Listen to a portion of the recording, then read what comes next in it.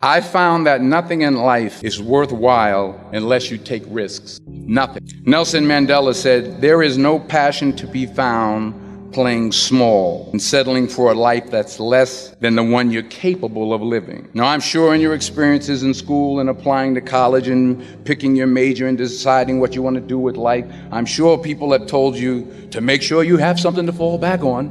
Make sure you got something to fall back on, honey. But I never understood that concept, having something to fall back on. If I'm going to fall, I don't want to fall back on anything except my faith. I want to fall forward. I figure at least this way I'll see what I'm going to hit. Fall forward. This is what I mean.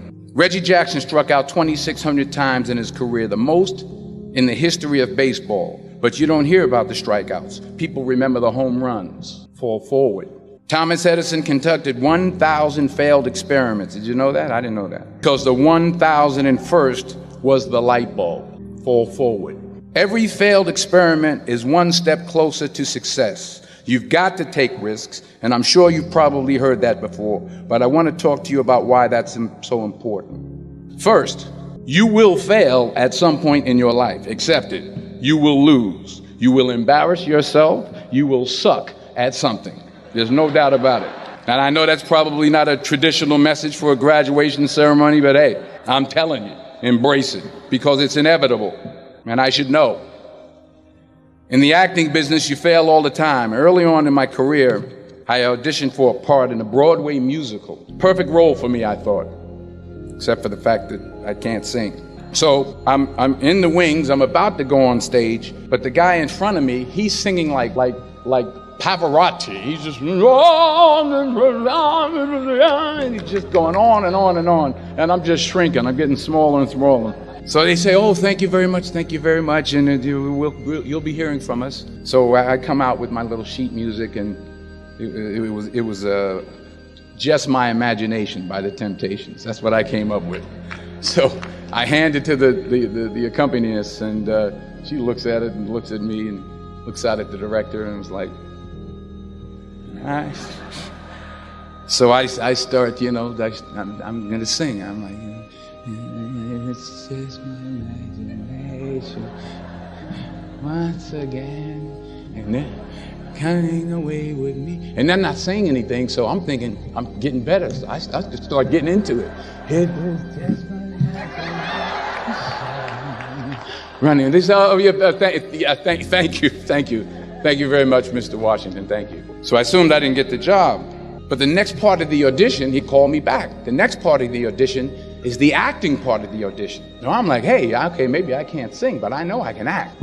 So they pair me with this guy, and again, I didn't know about musical theater. Musical theater is big, so they can reach everyone all the way in the back of the stadium. And I'm more from a realistic, naturalistic kind of acting where you actually talk to the person next to you. So I don't know what my line was. My line was, "Well, hand me the cup." And his line was, "Well, I will hand you the cup, my dear. The cup will be there to be handed to you."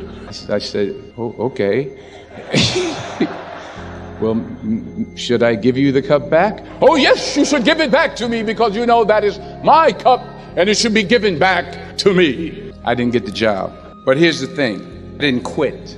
I didn't fall back. I walked out of there to prepare for the next audition, and the next audition, and the next audition. I prayed, and I prayed. But I continued to fail, and fail. But it didn't matter, because you know what? There's an old saying, you hang around the barbershop long enough, sooner or later you're going to get a haircut. So you will catch a break, and I did catch a break. Last year, I did a play called Fences on Broadway. Someone talked about it. Won the Tony Award. And I didn't have to sing, by the way. But here's the kicker. It was at the Court Theater. It was at the same theater that I failed that first audition 30 years prior. The point is, every graduate here today has the training and the talent to succeed. But do you have the guts to fail? Here's my second point about failure. If you don't fail, you're not even trying. I'll say it again. If you don't fail, you're not even trying. My wife told me this great expression. To get something you never had, you have to do something you never did. Les Brown's a motivational speaker. He made an analogy about this. He says, imagine you're on your deathbed, and standing around your deathbed are the ghosts representing your unfulfilled potential. The ghost of the ideas you never acted on. The ghost of the talents you didn't use. And they're standing around your bed, angry, disappointed, and upset. They say, we came to you because you could have brought us to life, they say. And now we have to go to the grave together. So I ask you today, how many ghosts are going to be around your bed when your time comes? You've invested a lot in your education, and people have invested in you. And let me tell you, the world needs your talents, man, does it ever. I just got back from Africa like 2 days ago, so if I'm rambling on, it's because I'm jet lagged. I just got back from South Africa. It's a beautiful country, but there are places there with terrible poverty that need help. And Africa is just the tip of the iceberg. The Middle East needs your help. Japan needs your help. Alabama needs your help. Tennessee needs your help. Louisiana needs your help. Philadelphia needs your help. The world needs a lot, and we need it from you. We really do. We need it from you young people. I mean, I'm not speaking for the rest of us up here, but I know I'm getting a little grayer. We need it from you, the young people. So you got to get out there. You got to give it everything you got, whether it's your time, your talent, your prayers, or your treasures. Because remember this, you will never see a U-Haul behind a hearse. You will never see a U-Haul behind a hearse. You can't take it with you. The Egyptians tried it, and all they got was robbed. So the question is, what are you going to do with what you have? I'm not talking about how much you have. Some of you are business majors. Some of you are theologians, nurses, sociologists. Some of you have money. Some of you have patience. Some of you have kindness. Some of you have love. Some of you have the gift of long suffering. Whatever it is, whatever your gift is, what are you going to do with what you have? All right, now here's my last point about failure. Sometimes it's the best way to figure out where you're going. Your life will never be a straight path. I began at Fordham University as a pre-med student. I took a course called cardiac morphogenesis. I still can't say it.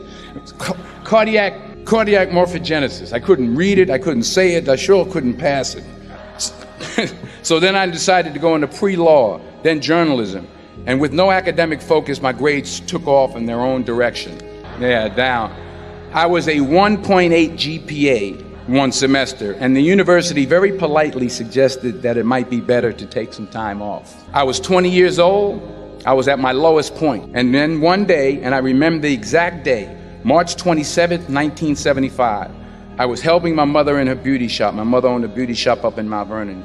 And there was this older woman who was considered one of the elders in the town. And I didn't know her personally, but I was looking in the mirror, and every time I looked at the mirror, I could see her behind me, and she was staring at me. She just kept looking at me. Every time I looked at her, she kept giving me these strange looks. So she finally took the dryer off her head and she said something I'll never forget. First of all, she said, "Somebody give me a piece of paper. Give me a piece of paper." She said, "Young boy, I have a prophecy, a spiritual prophecy." She said, "You are going to travel the world and speak to millions of people." Now, mind you, I'm 20 years old. I'm flunked out of school. In fact, like a wise ass, I'm thinking to myself, maybe she's got something in that crystal ball about me getting back into school next fall. But maybe she was onto something, because later that summer, while working as a counselor at the YMCA camp in Connecticut, we put on a talent show for the campers. And after the show, another counselor came up to me and asked, "Have you ever thought about acting? You're good at that." So when I got back to Fordham that fall, I got in and I changed my major once again for the last time. And in the years that followed, just as that woman prophesied, I have traveled the world and I have spoken to millions of people through my movies. Millions who up till this day couldn't see me, who up till this day I couldn't see while I was talking to them, and they couldn't see me. They could only see the movie. They couldn't see the real me. But I see you today, and I'm encouraged by what I see, and I'm strengthened by what I see, and I love what I see.